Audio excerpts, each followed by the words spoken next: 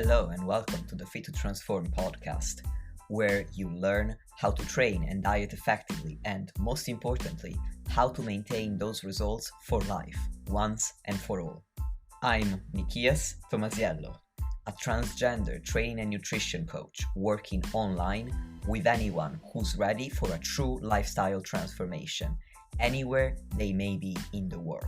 As a friendly reminder, any and all information provided is for educational purposes only. You should consult with your doctor before implementing any changes to your diet and exercise program. With that disclaimer out of the way, thank you for being here. Now grab yourself a cup of tea or pre-workouts and enjoy. Yo, dear listeners, hello and welcome back to the podcast. Today I'm back with a returning guest, Brandon DaCruz. Brandon, welcome back. Man, Nikias, it's great to be back with you. It's hard to believe that this is actually our fifth time getting together to record, and also been recording podcasts at this point for 3 years. So it's great to be here. I hope that I'm able to deliver more value and education to your audience, and I appreciate you having me on. Oh, I think you absolutely will, because you always have. And so today, what I want to talk to you about is the concept of energy flux. You've also developed and have been applying for a while, as I understand it, a high energy flux approach to your clients' lifestyles. So I want to discuss that as well. And in order to introduce this to the audience, my first question is, when you developed this approach, what problem was it that you were trying to solve? Absolutely. So, first off, I just want to say that I'm excited about this conversation, my man. Energy flux is something that it's a concept within our industry which isn't spoken about enough. So anytime I have the opportunity to speak about it on a podcast or educate someone or educate a new audience, I'm really excited to do so. So I'm appreciative that you not only reached out to me to have me back on your show, but also to speak about a topic and a concept that I'm so passionate about. But to go back, I think really for your audience to be able to understand why I developed the approach to coaching that I have, we got to go back quite a number of years, because I've been coaching at this point since 2010. So we're 15 years plus into the trenches essentially. And really when I conceptualize or I think about my role as a coach, it has always been to solve problems. And those problems are going to look different depending on the client that I'm working with. Sometimes it's helping someone lose fat and attain their leanest physique without sacrificing their hard-earned muscle. And that was a very large component of my career early on. Say from 2010 to 2017, I was very heavily interested as well as invested and really narrowly focused on physique competitors, because that's what I was. And so that was, say, their goal. But sometimes it's a different type of goal. So it could be helping a client reverse the diet-induced metabolic adaptations that they've incurred from being in a deficit for a prolonged period of time. But oftentimes, it's helping a client get lean and stay lean, which can be challenging for most, especially those with a history of, say, yo-yo dieting, weight cycling, or those who have lost fat in the past, but haven't ever been able to keep it off, as they've always experienced that, post-diet phase, like dreaded rebound, where they rapidly regain all the fat that they lost after finishing a dieting phase. But regardless of the situation that we're in or the goal that the client has, it really comes back down to, how am I going to be able to help clients better over time? So the reason I developed what I refer to as my high energy flux model was honestly out of necessity. I initially started in this industry as a personal trainer in 2010, but by 2013, I had taken my business online. So I was out of the gym space. I was doing a little bit of hybrid training. So I was in the gym some days of the week, but mostly I was already online. And during those first few years online, I kept running into the same frustrating scenario. I'd have people contact me for coaching, and it usually would be in the time frame of, say, a few weeks or a few months after they had finished a transformation challenge. So it could have either been in like a group atmosphere, almost like a gym atmosphere, or a lot of times they had been working with another coach and they had gotten lean, they had made progress, and they felt that they had made a great transformation during the program itself. But the issue was that within a few months, they had regained all the fat they lost, and in many cases, they had regained even more. Now, when I'm initially coming across this, I thought it was just a coincidence. I thought people, what I really had was a very strong referral base from the gyms. And I had worked at many personal training gyms in Jersey. So I thought that I kept getting a referral based on people knowing that I was able to help people get lean and stay lean. And so I thought it was just kind of a coincidence. But as years went on and I really expanded my network, at that time I was working really just with clients on the East Coast, but I started getting into working with people all over the country, and then eventually internationally. I started noticing that this was like a commonality. This was not something that was uncommon. It was essentially the norm within the fitness industry. And when I really dug into it, because I do a comprehensive intake process, I started looking at other coaches' methods.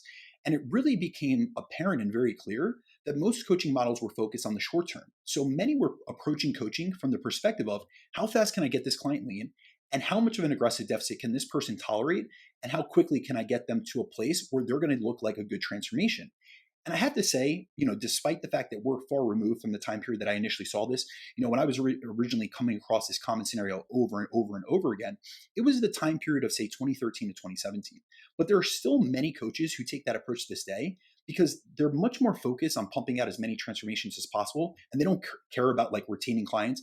I don't want to put it like they don't care. What I'm trying to get across is their churn rate is very high and they're still not doing anything to rectify it. So they really aren't focusing on helping the clients that they do have actually maintain or make progress long term.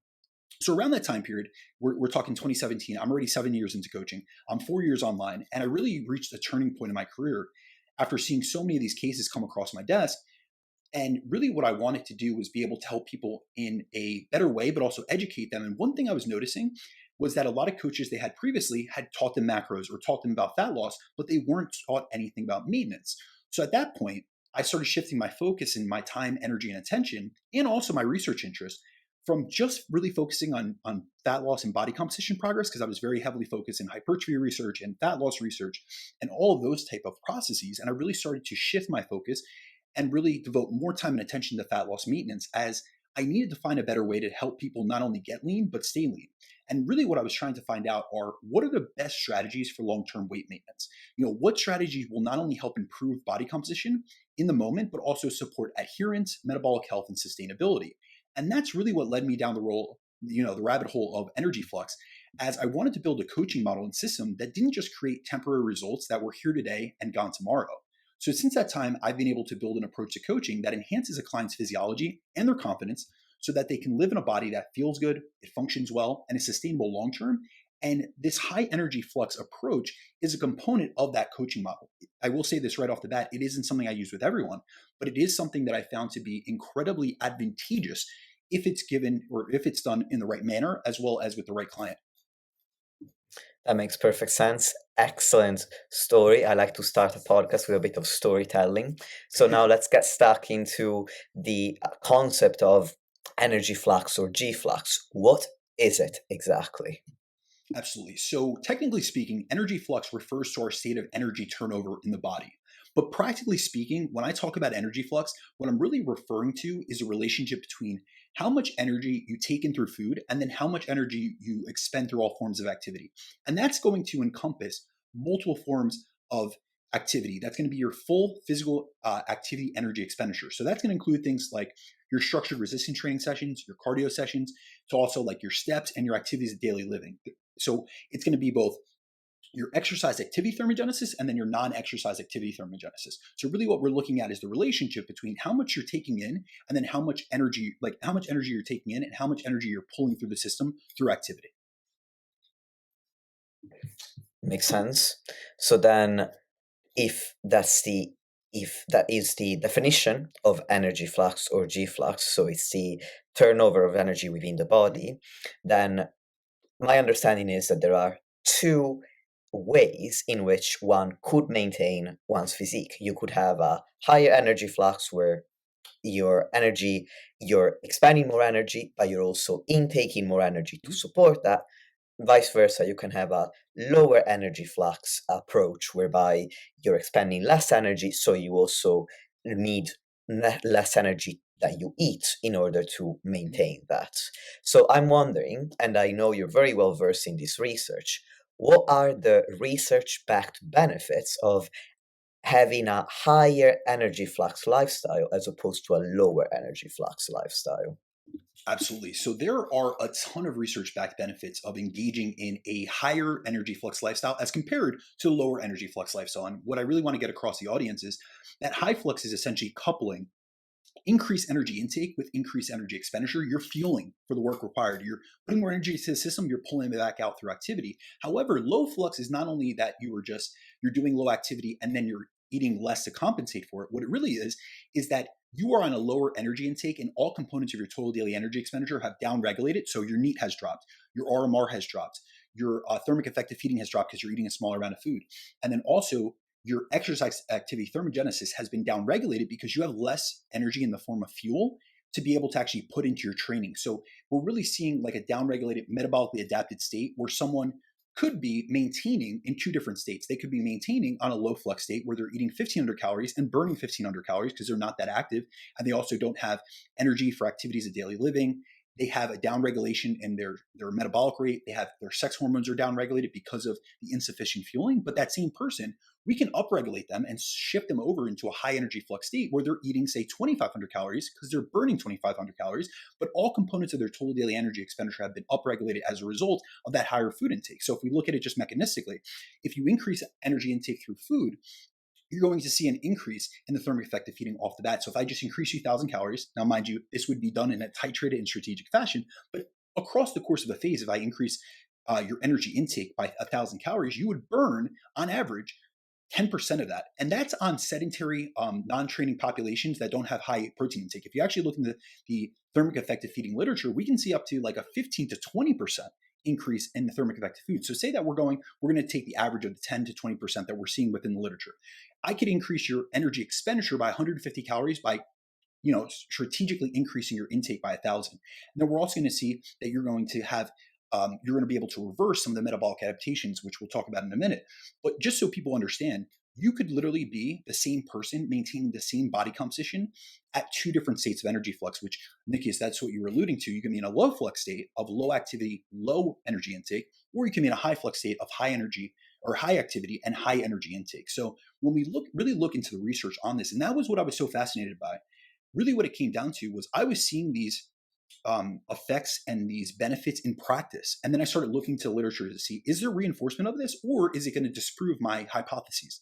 And so when it comes down to it, one of the biggest benefits of a high energy flux approach is that it makes fat loss more efficient because we're able to counteract some of the downregulations in energy expenditure that happen during a diet due to deficit-induced metabolic adaptation. So when people diet, they often think that their rate of loss, their rate of fat loss has slowed down due to their metabolism dropping. And now that does happen. Your metabolism does adapt to a deficit. However, the research shows that it's not primarily your resting metabolic rate that drops, it's your movement, specifically your NEAT levels that drop. So non-exercise activity thermogenesis is by far the most adaptive component of energy expenditure. And when we actually look into the literature, it can account for up to 85 to 90% of the reductions we see in the amount of calories we burn per day during fat loss. So for example, there's research that finds that with significant weight loss, reductions in NEAT can represent more than 400 calories per day in loss of daily calorie burn. So if you really think about that, if you had created a 500 calorie deficit and your NEAT got downregulated by that precipitous of a degree, you would almost erase all of your deficit essentially. And obviously we would make adjustments to that, but it can be quite substantial. And we have other literature that actually looks at how large of a component does NEAT take up in terms of someone's actual, like real world examples of their metabolic adaptation. So for example, there's a great study out of Columbia University, and it's by Rosenbaum and colleagues. And when they had individuals lose 10% of their body weight, their daily energy expenditure dropped by about 500 calories per day. But out of that, only 100 of those calories came from resting metabolic rate reductions. The other 400 calories that were reduced came from reductions in activity, which were mostly attributed to NEAT because these were non-exercising individuals. So the biggest adaptation isn't your metabolism shutting down, it's your body unconsciously moving less. And this is exactly why increasing energy flux works.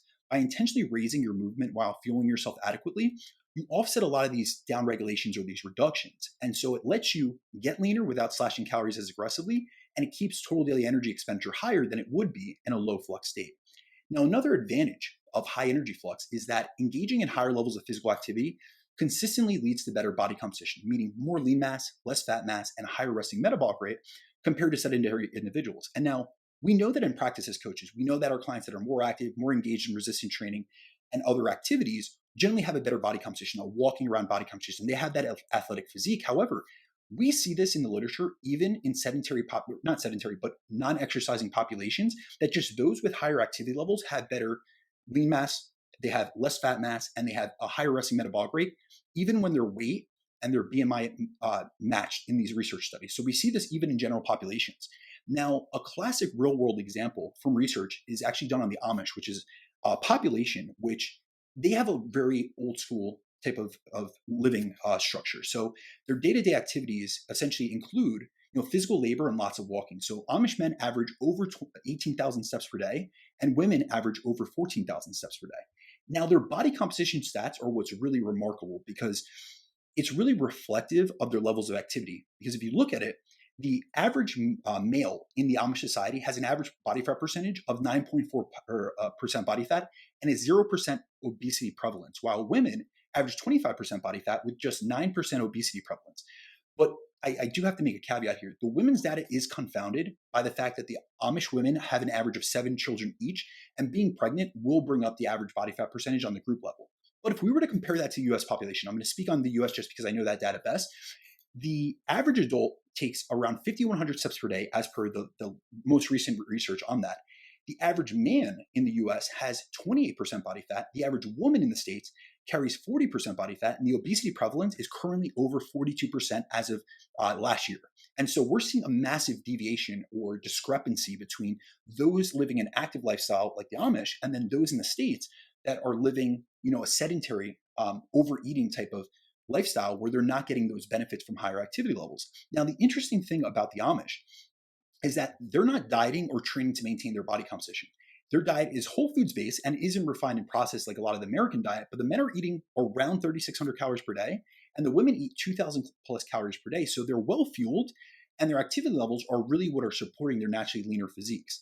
Now, we also see higher levels of activity leading to better body composition in Western industrialized countries like the United States as well. So, for example, research from Dr. James Levine, who was actually the research scientist who coined the term NEAT, found that lean individuals spend over 2 hours more per day walking, while obese individuals spend 2.5 hours more per day sitting. And when they look at the difference between what those activities led to, and now mind you, this isn't like intentional exercise, this is movement, this is NEAT, this is steps. They found that the difference between these two groups, between those who stayed lean and those who were gaining excess adiposity, was that they were burning a difference of 350 calories per day in energy expenditure.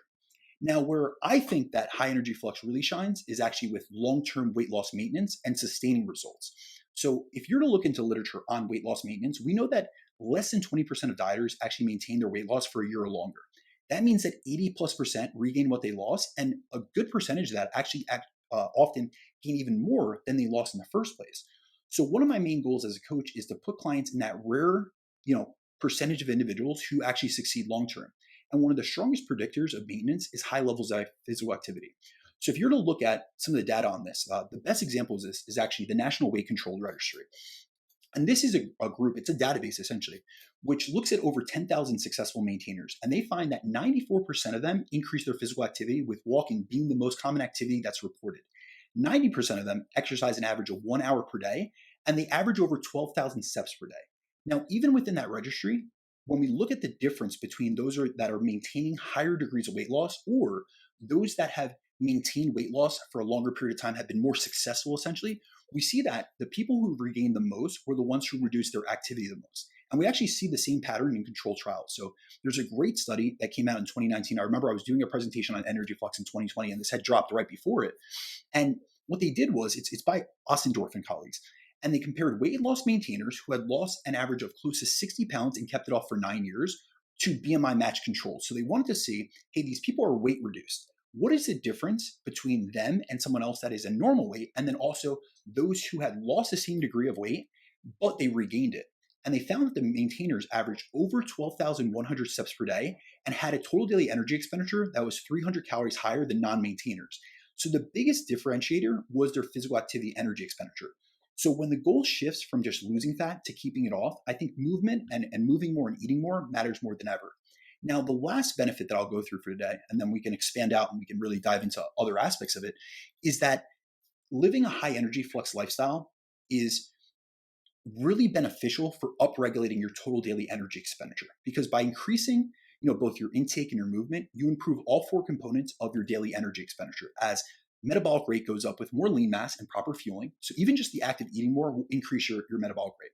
Then we see that the thermic effect of feeding increases as both calorie and protein intake increase. We see that NEAT naturally increases both spontaneously and then through integrating better movement habits into your lifestyle. And then exercise activity thermogenesis improves because when you have more energy in the system, you're fueling yourself appropriately, you're going to have better training quality. You're going to be able to have better training volume in terms of actual volume performance. What is your work capacity across sets? What is your recovery like? And then also, you may be able to handle more training. And we have a lot of research that actually shows that the drop in resting metabolic rate during weight loss is reversible. And this is something that many people are worried about because they've heard about myths and misconceptions like metabolic damage or starvation mode. But when you go back into a state of energy balance, you go back to maintenance and you restore the lean mass that you had previously lost and you get yourself out of this deficit, those metabolic adaptations reverse, and we see that metabolic rate can fully recover as a result of that. So when people say things like, my metabolism is broken, what they really mean is that they've been under fueling and under moving for too long. And really the thing is, the fix for that isn't to diet harder or to restrict more, it's to restore your physiology through fueling, activity, and another way that we can do this is through this high energy flux approach.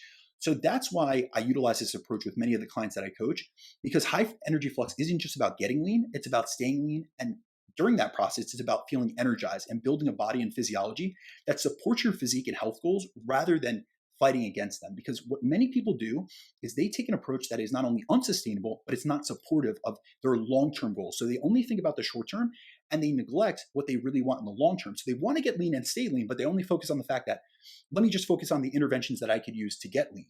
But they're not thinking about what type of habits, behaviors, actions, and really daily disciplines can I integrate into my actual lifestyle that will help me not only get results, but maintain them.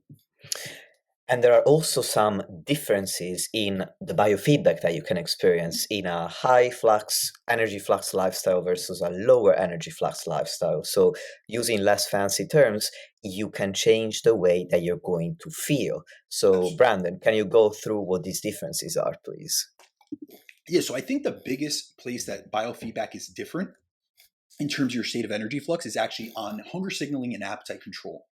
So the state of energy flux that you're in has a massive impact on your hunger signaling and then your appetite regulation, which is important to touch on because experiencing higher hunger and lower satiety levels is one of the most common reasons why so many people struggle to lose fat and they fail to keep it off. So we have a mounting body of evidence, especially over the last 5 to 10 years, that shows that consistently engaging in higher levels of physical activity improves appetite regulation and sensitivity to satiety signals. So when I say that, what I really mean is that people who engage in a high flux lifestyle, they move more, by doing so, by engaging in higher levels of physical activity, they're better able to match their energy intake to their energy expenditure, which is exactly what we want for fat loss maintenance. And the research shows that in a low energy flux state, appetite becomes dysregulated. So you burn less calories, yet you'll feel hungrier and less satisfied after meals, which can prompt overeating. And then obviously, if overeating is continued, it's going to lead to fat regain. But when you're in a high flux state, satiety cues are stronger, your appetite is more in line with your actual energy needs, and you feel fuller after meals, which makes it easier to stay consistent without relying on willpower and trying to white knuckle it on a daily basis. And this is what's actually referred to as a regulated zone of appetite. So what we see is that at moderate to high levels of activity, hunger and satiety are well matched to someone's energy expenditure levels. However, once someone crosses down into a lower activity level threshold, so if they go to low or very low levels of activity, people drift into what's referred to as a non-regulated zone. And this is where appetite is poorly matched and overeating is far more likely.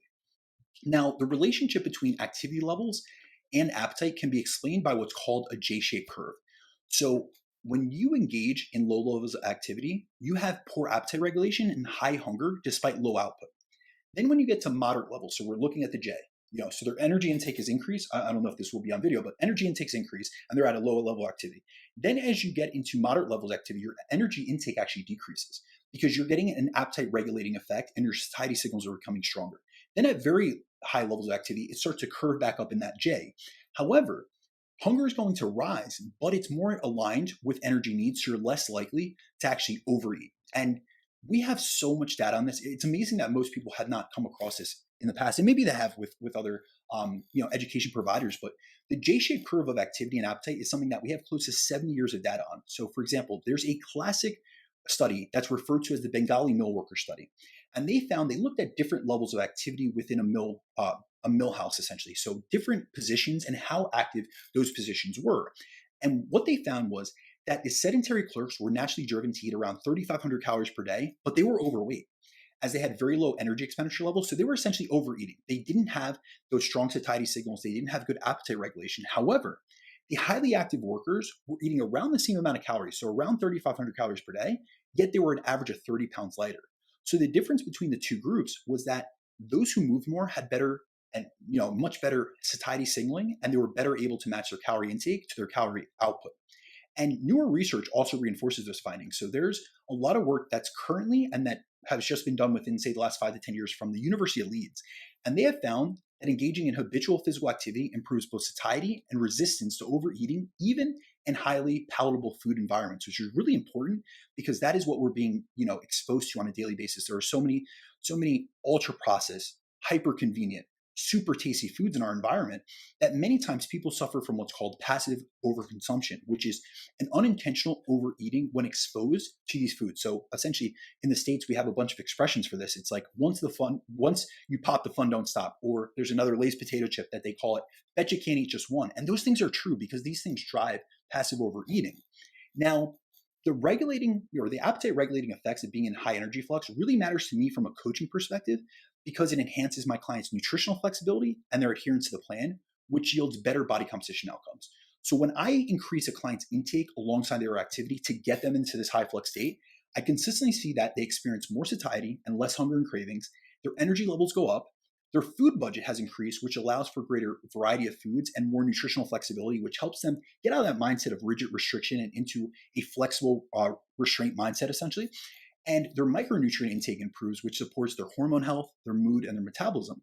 And most importantly, they feel fueled rather than constantly feeling restricted. And this is what I refer to as shifting from a mindset of restriction to a mindset of abundance. And I've honestly seen this play out countless times in my coaching.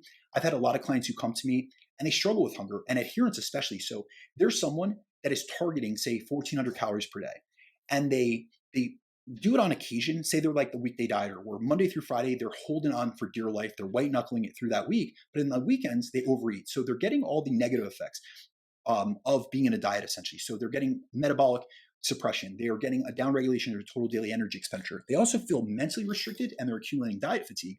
But because they're on such low activity and such low calories, they're unable to sustain that during the weekend. So then they overeat on the weekend. They essentially negate their deficit, or they are erasing such a substantial portion of it that they're barely losing fat. Now, when I'm able to shift them into this high energy flux lifestyle, and I'm able to get them out of that restriction mindset and that extremist, it's almost like dichotomous thinking where it's all or nothing or black and white. They're swinging from extreme to extreme. And I'm able to get them eating more and moving more. They often report that they suddenly feel fuller, they have better energy, and they're actually in control of their food behaviors because I'm increasing their food intake, I'm increasing their daily steps, I may add some structured cardio, but I'm getting them properly fueled at 2,000 plus calories per day rather than the 1,400 that they were trying to white knuckle their way through Monday through Friday, but never being able to actually maintain it long term. And I found that this type of approach, especially with a lot of clients that have a long dieting history, it's really had profound impacts on their adherence, but also their quality of life. And I really can't tell you how many times clients have told me that I've helped them not only achieve a leaner physique, but I've actually helped them break through like that self-limiting belief that they've had that they wouldn't be able to actually maintain their fat loss, because every time in the past, they have not been able to. They had stayed in this highly restricted low flux state and they eventually cracked, they ate in excess and they rapidly regained body fat. And finally, were able to take a different approach and actually have success. And it not only allows them to believe in themselves more, but they feel greater self-efficacy, greater autonomy, and they really have a greater confidence in not only how they look and obviously their physique, but also in their ability to stick to a goal and actually see it through. Because so many times in the past, all they've received was negative feedback from being a failure because they had been on the diet, they had lost weight successfully, like many people do out there. But every single time it was the same story. It was lose 20 pounds, regain 25. And then the next diet, they had to lose more than they did the previous diet. And every single year it just became more difficult. And this is where this type of approach has really been, I guess, eye-opening for many people. And I've just received a lot of good feedback on it, which is why, especially over the last 6 years, I've done countless, I think I've been the 20 plus podcasts on this topic. I've done many presentations throughout the country. And it's something that I do want to get more out there and really educate people on, because it's something that could really elucidate a different path to the same destination many people are going on. But we have to realize that many roads lead to Rome. This wasn't on the outline that I shared with you, Brandon, but I want to play devil's advocate because something that you said inspired me. I'm going to throw a dicey comment at you and I want to see what your thoughts are. This sounds brilliant, but also it sounds like some people could interpret this as saying, I need to exercise more in order to earn my food. So if somebody had that kind of mindset, how would you help them overcome it and establish a more appropriate relationship with food and movement and with this kind of lifestyle that you're proposing? So first thing I want to get across is that this approach is never about chasing calories to pound down cheeseburgers. It isn't about doing excessive amounts of cardio or jacking up your training volume to be able to eat more. Essentially what it is I'm actually restoring a lot of the metabolic function that someone has lost initially. And that's why if you ever hear me talk about this, especially in presentation style, I will always lead with move or with eat more, move more rather than the opposite. A lot of people actually I have a former mentee that has tried to take this in his own realm, and he says move more, eat more. And I've always tried to educate that it's eating first and then it gets followed by the movement. Because think about it like this. If you're in a low flux state and you're already metabolically downregulated in all four components of TDE, if you do more exercise, you're going to yield that less. We have something called the constrained energy expenditure model, and it is an additive. What we see, especially if someone is in a state of energy deficit, they're going to be less likely to get all the calories, or get all the calorie expenditure from their exercise. So it first starts with eating more, and then we couple that with moving more. So it's actually a reverse causation. But besides that, if you are someone that is viewing it in that fashion, I think it's really important to realize that this is not just fueling for activity, it is also fueling for activities of daily living, or just fueling for exercise rather. And it's more so fueling for your activities of daily living. So I want people to be more active day to day. A lot of times the activities that I'm having them engage in are things that they were unable to do or unwilling or uninterested to do previously because they were in such a downregulated state of low flux where they didn't have energy coming in from a fuel perspective, but also from just a quality of life perspective. So this are things like taking your kids to the park, going on additional walks with your dog, going, outdoors and hiking and actually getting some, sunlight exposure and really aligning your circadian rhythm. A lot of the habits and activities I have people do, they're habit stacking. So it's like post-meal walk. So after your meal, if you eat 3 to 4 times a day, just take a walk outside right after. And that's something that's going to help with glucose management. It's going to help with, digestion. So these are multifaceted benefits. And it's not about just exercising more, which is why I never use that term. There's, that whole ideology, which is truthful. If someone says all you need for weight loss is to eat less and exercise more, that is truthful, but it isn't helpful. And really, when it comes down to it, if someone is struggling to be able to get lean, that isn't the advice that they need to hear because they already know that. If that was going to solve the issue, we wouldn't have, especially in our country, like in the States, we have a population that 42.7% are currently living with obesity, and over 73% are either living with obesity or overweight. If it was just a simple solution like saying that expression and everyone just got educated on that and they would be able to make a lifestyle change, it would be a far different population from a body composition and a metabolic health standpoint. So really what I try to get across is the reason I call this a lifestyle is because we're integrating it into your lifestyle. This isn't like, let's do excessive cardio and training sessions to be able to eat whatever you want. It isn't about eating in excess nor doing exercise in excess. It's really about finding a healthy balance where you're able to maintain a leaner physique than you have in the past. And we'll discuss what lean really means. But it's about being able to maintain a leaner physique than you have in the past through a method that allows you to have a more all-encompassing lifestyle where you're actually able to engage, you're able to go out dancing, you're able to do things within your day-to-day life that you don't look at as exercise, but it is activity. It is non-exercise activity, and it still burns a substantial amount of calories. Amazing answer. Thank you, Brandon. And since you brought it up yourself, it's a good segue into my next question, which is how lean are we actually talking here? Absolutely. So this is quite a challenging question. And one thing I want to try to clarify is there's a difference between maintainable leanness and unsustainable leanness. And I really do want to make that caveat because I have worked with clients of all different demographics. And a lot of times, if someone was to look at some of my physique competitors, what they can maintain is much different than what someone in the general population with a different eating history, dieting history, training history has. So high energy flux is about helping you sustain a lean, healthy, athletic physique long term, but it's not about keeping you stage ready or shredded year round. For most men that I work with, their lifestyle, and now mind you, you have to keep in the caveat that I've obviously been training and coaching for 15 plus years. I'm also going to attract a certain demographic, and I've been utilizing this like outwardly with people for more than 8 years. So I may be getting a different sample population than you do. So I'll just speak on like what I see within my own coaching experience. And then we can obviously discuss other things. And I'll give some caveats within that. But on average, what I'm seeing with men is that the lifestyle lean range is somewhere between 10 to 15% body fat on average. So for most of these individuals, they're going to have visible abs, they're going to have muscular definition, they're going to have some veins, but they're also going to have good energy and healthy hormone levels. So their testosterone levels are going to be in range as long as they don't have anything like hypogonadism or anything. But really what I find and what I see both in practice, but also in the literature is that say below that 8 to 10% body fat, most men start running into problems with their hormone levels, their libido, their recovery, and that yields a situation where it's not sustainable long term. So that almost excludes people. Now, for most women that I work with, lifestyle lean tends to be around 20 to 25% body fat. Now, when you think about this, a lot of people don't have an actual vision of what body fat percentage looks like on certain people, especially women. I find that to be quite common. So I would say 20 to 22% is that athletic, like fit look, where you can see shape and definition, but a woman's hormones, their recovery, and their appetite are still in a good place. Now, below, say, 18% body fat, this is really where I see, especially in the literature, a lot of issues.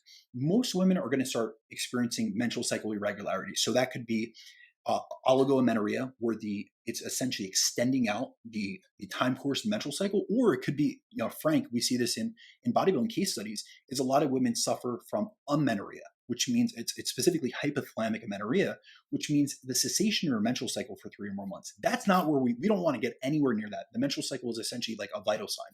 And so I would not suggest anyone below, say, 18 to 20% body fat, because they're going to deal with those menstrual cycle irregularities, fatigue, and they're going to have difficulty sustaining training quality.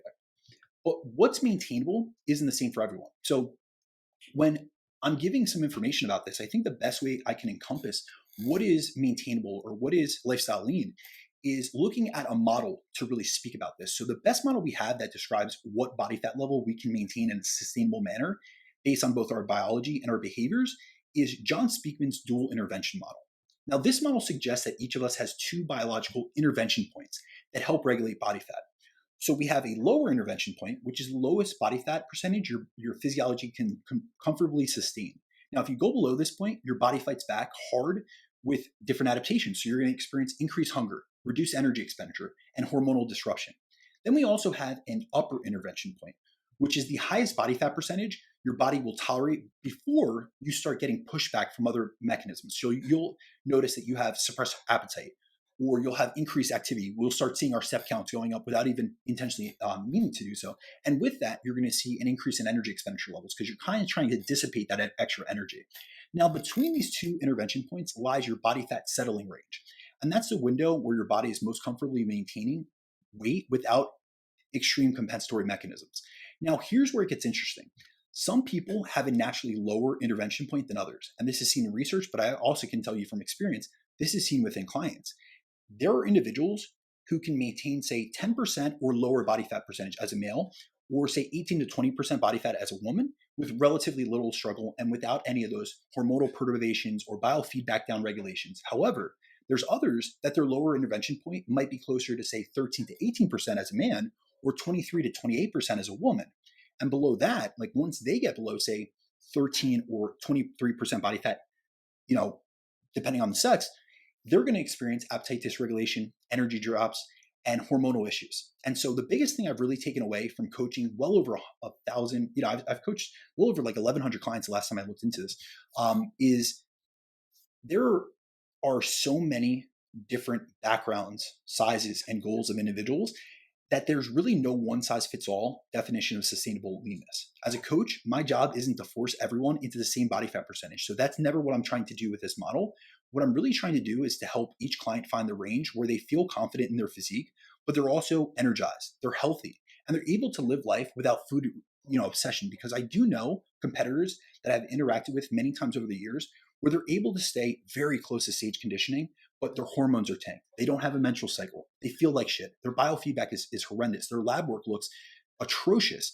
And they're essentially just staying in the state of like heightened hunger, and they constantly feel like they're starving themselves, but maybe they're doing it for the gram, or maybe they're doing it for a sponsorship, or maybe they just have body image issues and they think that's the only way to rectify it. So I think it's really important to realize that this needs to be a healthier balance. Now, is it going to be as loose and flexible as if you were maintaining generally, say as a male, 20 to 30% body fat, and as a female, 30 to 40% body fat, and then all of a sudden you're going to maintain 10% or lower by doing nothing? No, it's going to take changes. But I really think that where my high energy flex approach shines is because regardless of where a specific individual's intervention point lies, living in a high energy flex state makes it easier to sustain a healthier body fat percentage and a better body composition overall than they have in the past. So really what I try to do is a comparative analysis between where have you been previously, how easy was it to stay there, or how difficult was it to stay there, and what can we do to get you to a place where you're both in balance in terms of your biofeedback, your training performance, your recovery capacity, and your energy intake. And then also, how long can we keep you there? Let's look at I can't get someone to their most shredded condition, then keep them there. That wouldn't be realistic. But if someone has come down as a male, say from 20 to 15% body fat, he's lifestyle lean now, and he's always struggled anytime he's gotten to 15% body fat, he balloons back up to 20+% body fat. Let's see what interventions and what approach we can take. And oftentimes I use this high energy flex approach. What can we do to keep you at that 15% body fat? Because that is not an unhealthy level of body fat that you wouldn't be able to sustain if we improved your habits, your behaviors, and your lifestyle. And you said that you don't apply this model to every client. So I'm wondering what kind of person is, or what kinds of people might be the most appropriate candidates for this kind of approach to nutrition and training and lifestyle in general. Absolutely. So when you had sent me over this question, I really thought about it and I went into my database. So I have everyone categorized, and it's not like I just have like a high energy flex file, but I do have like case studies and things. So I tried to differentiate the individuals that I found were best suited for the high energy flex lifestyle based on my coaching experience. So the first category that I looked at was individuals coming out of a fat loss phase who have been prone to rapid regain in the past based on their low energy intake and low energy expenditure. So taking a high flux approach can help them upregulate their energy expenditure levels, restore metabolic function, normalize those excessive hunger levels and that appetite dysregulation that they're experiencing, and sustain a greater degree of leanness than they've achieved in the past. Another category would be individuals who have been stuck in a low flux state where they're basically in a low calorie intake and a low output trap. And I see this most commonly in those with chronic dieting history. So these are individuals that they're so downregulated because they've done diet after diet after diet. They've never utilized nutritional periodization. They've never taken a time of eating at maintenance or bringing back up calories. It's kind of like they stay in a deficit, and the only time they get out of it is when they binge, essentially. And so with these individuals, they're not eating a lot of calories, but because they're so downregulated, they may have hormonal issues. I see a lot of women with thyroid issues, hypothyroidism, Hashimoto's, things of that sort. A lot of times with those individuals, they're not eating a lot of calories, but they're not losing fat at a noticeable rate, essentially. So it's a frustrating position. They feel mentally and physically restricted, but they're actually not yielding like actual great results for what they expect based on the amount of effort that they're putting in. So those are individuals that I will transition into a high flux state to provide them with more fuel, to restore their NEAT, to get these hormones back online so I can replete micronutrients. There's many factors that are missing in this equation, essentially. And then I'm able to get them to get better progress as I increase calories up and I increase energy expenditure through exercise or through movement. Another category that I find this to be really successful is with athletes and advanced trainees. And so these are individuals who want to fuel performance, recovery, and lean mass gain.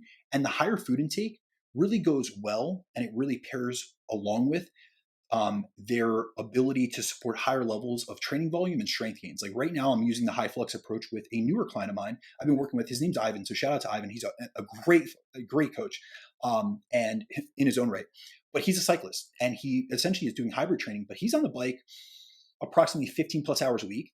And so I'm using a high flux approach with him with these undulating calorie cycles, which mean that based on his output for the day, we use 3 different diets.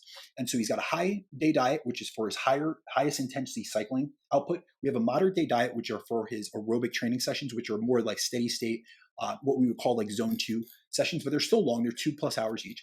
And then we have an off day diet, which is once a week where he has no training, whether it be there's no resistance training or there's no cycling itself.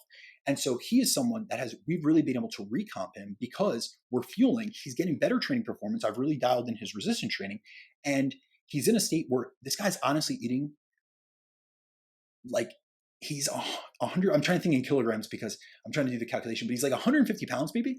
And he's eating on his high days over 700 grams of carbohydrates a day. And he's super lean. So like, this is someone that's really benefiting, but he's a high level athlete. He's a coach himself. He's been trained a long time. So this was the perfect way. He wasn't doing a great job at fueling himself properly and really knowing how to really pair, just instead of using a linear diet where it's the same diet every single day, he wasn't utilizing some of the nutrient timing strategies and really taking advantage of nutrient partitioning. So I just kind of went in there and really used my background in sports nutrition to dial things in.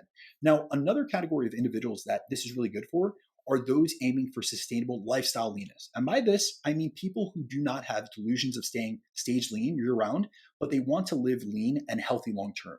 The high flux approach will support a maintainable physique without feeling deprived. Another category I use this with a lot are health focused individuals needing better appetite control. So anyone that comes to me that has constant hunger, poor satiety, or cravings, I'm able to help rectify this a lot of times because the increased movement tightens up appetite regulation, which makes adherence easier, but also the increased food intake decreases food focus and the hunger and the poor satiety that they're experiencing. So then I'm changing their diet from a nutritional composition perspective. I'm really increasing micronutrient intake, nutrient density, and really making sure they have more whole foods, more fiber intake, higher protein intake to really leverage the satiety index of foods, but also get them in a state where they're able to feel fuller. They're also doing more. So it's not like they're suffering. A lot of times with these individuals who have poor appetite control, they've experienced precipitous fat gain in the past because of poor appetite control. So I'm able to actually improve their body composition, but I'm also able to improve their appetite control. And then the area that the research actually reinforces most in terms of like high energy flux being the most effective for are those who are looking for long-term weight loss maintenance. And so for me, what I look at this specifically is for clients who have lost 10% of their body weight or more and want to keep it off, because research shows that higher activity is one of the strongest predictors of success in terms of losing weight and actually keeping it off. Now, some of these categories, at the very least, of people will be quite concerned with the number on the scale. Often people don't fuel enough because they've lost the weight and they're afraid of putting it back on. So I think it would be really helpful to know, since you mentioned taking a gradual approach to increasing the food intake, what kind of expectations can we have around the scale weight changing, but also the physique changing, and any other metrics that you may use, like pictures, measurements, and any others that you utilize to check on how body composition may be changing, just so that people, because I'm sure listeners will be listening and thinking, oh, but does this mean that weight stays exactly the same, but I'm eating more calories? What can we expect here? Absolutely. So there's a massive difference between fat loss maintenance and weight loss maintenance. And that's something that actually the literature has done a very poor job of delineating and differentiating. So maybe I can speak on this being a coach, because that's what I'm concerned with. Your lightest body weight at the end of a fat loss phase is not your true weight. And what I want people to understand by that is the lightest weight that you've reached at the end of a fat loss phase or a dieting phase is a depleted weight, meaning that you've been on the lowest amount of food that you've been on. You have the lowest muscle glycogen stores. So a lot of times people are glycogen depleted. They're in a lower carbohydrate state. They have less food in the system. That also means that they have less gut residue. So less food in the intestinal tract, essentially. And so your lowest weight, yes, it might have been an accomplishment for you, but that's not your true weight because you were in a depleted state. And it's almost like putting someone in a sauna and dehydrating them and then putting them on the scale. You'll see a lighter body weight, but they're in an insufficiently hydrated state. So it's not their true body weight. Now, what you have to realize is that if you've lost glycogen and the water that's associated with glycogen, you've actually lost lean body mass. And that doesn't mean you've lost muscle. You have lost a component of lean body mass because glycogen and water are components of lean body mass. Now, when we are to go back to maintenance is not just the actual maintenance of the exact static figure number that you actually hit at the end of a dieting phase. If you look in the literature on maintenance, it's actually technically defined as between 1% to 3% of your body weight. So say that you got down to 150 pounds at the end of your fat loss phase.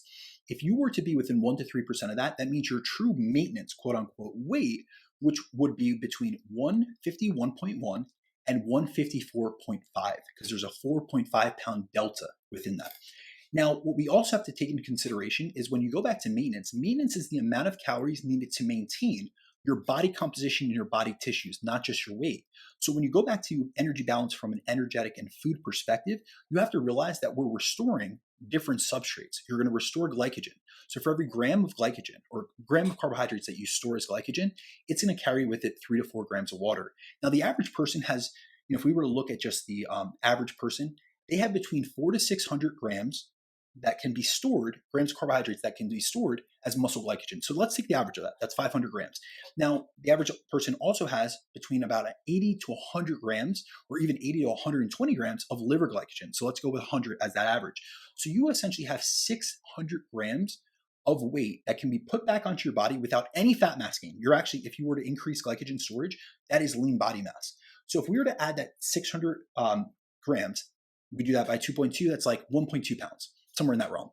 And so with that, we have to take in consideration that it comes 3 to 4 grams of water. So if we were to do 4 times that, that's 4,800 plus 1,200. That means you increase your scale weight by 6 pounds by just repleting glycogen storage, but you haven't gained any fat. You've gained all glycogen mass. So what I really try to get across to clients, and the reason I give that example is because I walk clients through it all the time, is that your lowest scale weight is not the end-all be-all metric of progress, nor is it the weight that you own. We're not worried about weight. We're worried about body composition. So really what I try to get across to people is that you're going to look better once your muscles are fuller, because you're not going to have that flat, like stringy look that you had at the end of a fat loss phase. So often when I'm increasing, food and increasing movement in succession, their scale weight is going up, but their body composition is looking better. Then their training performance is increasing and improving. So they're actually getting a better ability and putting themselves in a better position to succeed in terms of actually accreting and increasing lean mass. They're seeing better pumps in the gym. We're getting better nutrient partition, meaning that we're able to pull the actual substrates that we're utilizing or that we're taking in to the muscle cell itself. So a lot of times people have a rounder, better looking physique. And from there, I do a lot of visual assessments. A lot of times I'll ask clients about how their clothing fits.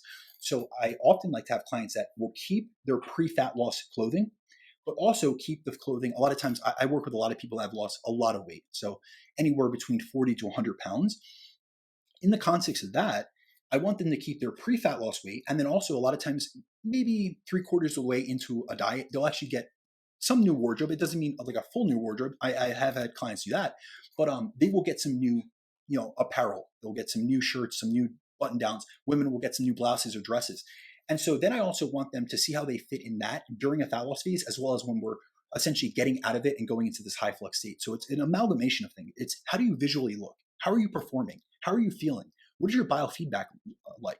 What is your confidence like? But we're also really focused at that point, not on body weight.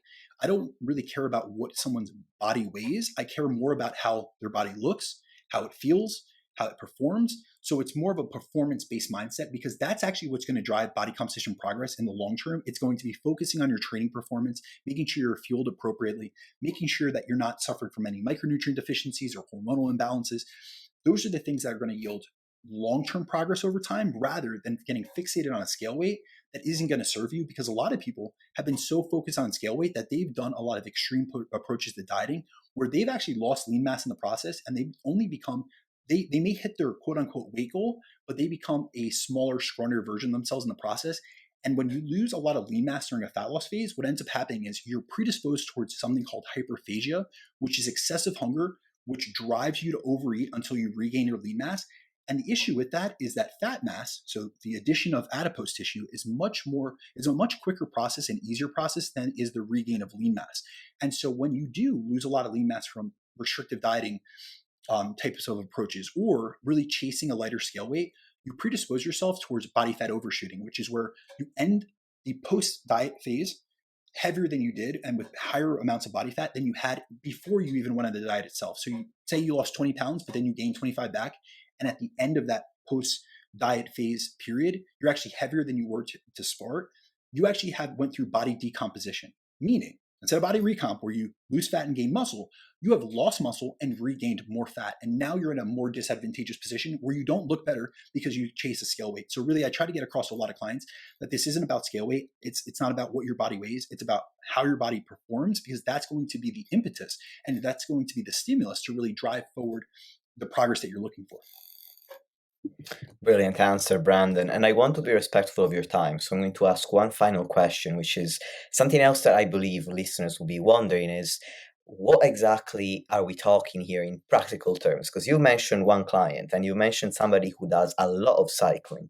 So I'm sure people might be thinking, oh my God, do I need to turn into some sort of Olympic athlete?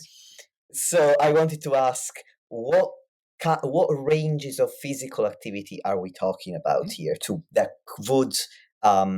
you would call a high energy flux lifestyle? So the truth is that this is going to depend on the person. What I'm looking at when someone comes to me, I need to first delineate and determine, is this person a good component, or is this a good approach for this person first and foremost? So that's the first thing. Is this person a good candidate, essentially? And then from there, I'm looking at a client's starting body composition that we're starting this phase at. I'm looking at their baseline activity levels, their training history, their lifestyle constraints. I want to look at their daily schedule. And that all is going to shape what high flux looks like for the individual, because it does depend, and it's going to be a range. Now, when I look into what most of my clients that are in a high flux state do, I've obviously have a little bit more of a bias because I've attracted a lot of people based off this method and people seeing it be successful. I would say that for most of my clients interested in this model, I eventually get them up to say 10 to 12K steps per day as a sustainable target. However, I do want to make the caveat that if someone comes to me, and this often does happen, and they're averaging say 4 to 5,000 steps per day, I'm going to titrate them up over time so that they can adjust to it. So it's not like I'm taking someone from 4 to 5,000 steps per day and just jumping them right up to 10,000 steps a day off the rip. That is not only unsustainable, but oftentimes it's not going to be beneficial because they're not going to adhere to it. And so what I really try to get across with the steps is that this is a way that we can integrate activity into your daily lifestyle. I really try to make it something that actually fits into different aspects of their day. So things that I suggest are getting up in the morning and getting some sunlight exposure to set up your circadian rhythm. I work with many hard charging executives and business owners, and a lot of them have really poor sleep habits. They have circadian dysregulation, and it's not aligned. And so I want them to get sun exposure. And now you could do that just standing outside, but you can also go for a walk and get out into some greenery. We see that actually walking in green spaces lowers cortisol secretion. So it has stress reduction techniques. So I like people doing that. I like to have clients do post-meal walks. I have a lot of people that work like you and I do, that we're at a desk all day, essentially, and we're talking to clients and we're working at home. Well, I like to do almost like a Pomodoro method, or just like I'll use a alarm, essentially, where I'll have them every so often. So it could be, for me, I'll tell you personally what I do. Every 50 minutes, my alarm goes off and I get up and get on a walking pad for 10 minutes throughout the day that I'm working. So in the context of my work day, if I'm working 10 hours, I already got 100 minutes of walking throughout that day. And it just breaks things up. It actually helps with cerebral blood flow. It helps with increasing BDNF, which helps with cognition and focus. And so it's just something to break up my day. But I'm accumulating steps throughout the course of the day so that I'm not sedentary for very long periods of time. Now, other components that I will look to integrate energy flux is there's certain like non-negotiables. A person has to be progressively resistant training. So I'm going to recommend that all clients do 3 to 5 days per week of progressive resistant training, regardless. And so that's going to be a foundation to this. I'm also going to include things like cardio and conditioning. And now cardio is probably the aspect that is most individualized. But what I will say is that I often will program at least 2 to 3 sessions per week, depending on the person's goals and their current body composition level. So that could be, a lot of times it's going to be zone 2 work for like general aerobic fitness, but it may be intervals for conditioning, or depending on the sport that this person is going into. And my goal isn't endless cardio. It's layering in enough purposeful aerobic activity to raise energy expenditure levels and improve aerobic fitness without causing fatigue. And so we're looking at multifactorial components. A lot of times I will also ask a client, what are activities that you really like? Like, what were things that you did previous to fitness or having a career or having a family that you really enjoyed? I have a lot of clients that they will do something like they will take up an intramural sport. I've got guys that are doing, a lot of guys actually are doing pickleball, which has become very popular in the States. Or I have other clients that are in soccer leagues or in basketball leagues. During the winter, I have a lot of my guys actually do a basketball league because it's indoors and they're able to do it a few times a week. So this is about integrating activities that you really enjoy in your daily lifestyle. Now, we have to tie this back because a lot of times we just focus on the movement, and that's what most people focus on, but also the food comes along with it. So really what it comes down to is tying both your activity levels and your energy intake. And so I'll give an example of what I really see. A lot of times in a low flux lifestyle, someone might be maintaining weight on, say, 1,400 to 1,600 calories per day, meaning that they're eating and burning that low amount of fuel. So they have low energy and they have low movement because they're downregulated. Now, in a high energy flux lifestyle, that same person might be maintaining their weight and body composition on 22 to 2,500 calories per day because they're supporting it with, say, 12,000 steps per day. They're getting in quality training sessions, which are much better than they got in previously because they actually had the energy in the system to not only perform better, but also recovery better. And then they're able to engage, they have the energy to engage in more day-to-day activities. So when we think about it, in both the low flux state and the high flux state, you could both technically be in maintenance. I'm not disputing that low flux cannot effectively keep you in maintenance. But what I am disputing is that it's a equally beneficial method of getting to maintenance, because a lot of times when people are in that low flux state, they're downregulated, they're in a state of restriction, and they're in that restriction and subtraction model where they're always trying to take things away. Whereas with the high energy flux lifestyle that I promote, it's about shifting to a mindset of abundance and addition, where we're adding things in. I'm adding in food into your high quality, nutrient dense whole foods into your diet. We're getting in more protein. We're getting in more servings of fruits and vegetables and starchy carbohydrates to fuel your training. We're adding in activities that will allow you to connect with people you really like, and really love to spend time with. Instead of, driving everywhere, why don't you walk down to the coffee shop and, spend some time engaging in healthy activities and healthy conversation with those that you love. And so really when it comes down to it, practically speaking, a high energy flux lifestyle isn't just one set prescription. If I was to go through like a client case study, you would see that these are methods and levers that I'm pulling very specifically for for the given client that I work with. But also we have to take into consideration that I work with such a wide demographic of individuals. I have, currently I have IFBB pros that have been on the Olympia-Level stage that are on my roster. And then I have Lifestyle Lisa and Gem Pop Gym. But in the middle, I have corporate executives that are working in Silicon Valley and for Google.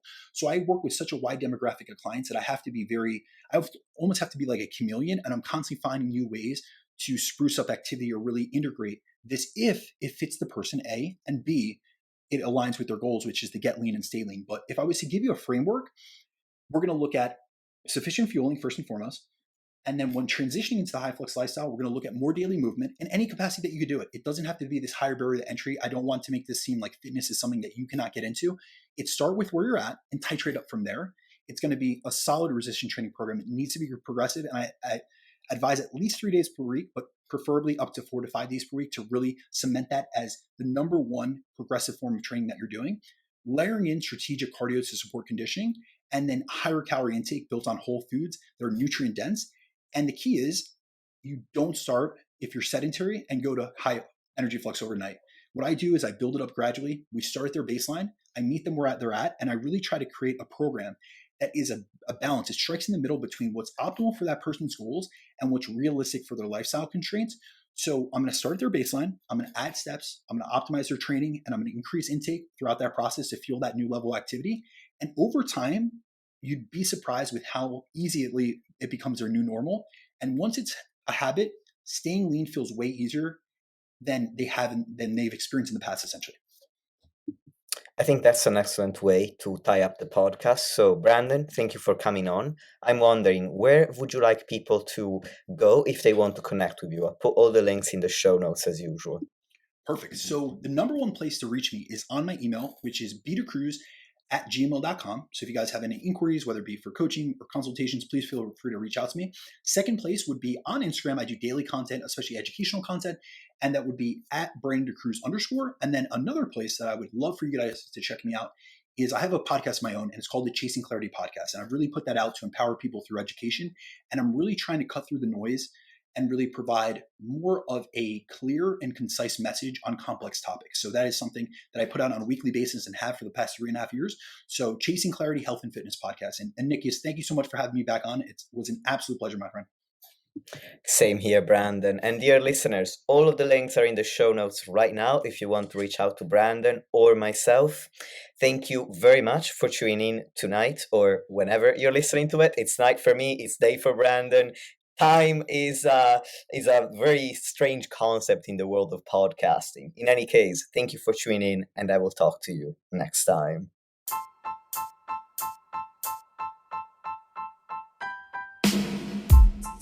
Lastly, if you want to support the podcast and help me reach more people, please leave a 5-star rating or review on any podcast platform that you're using. Thank you very much for listening, and I'll speak to you soon.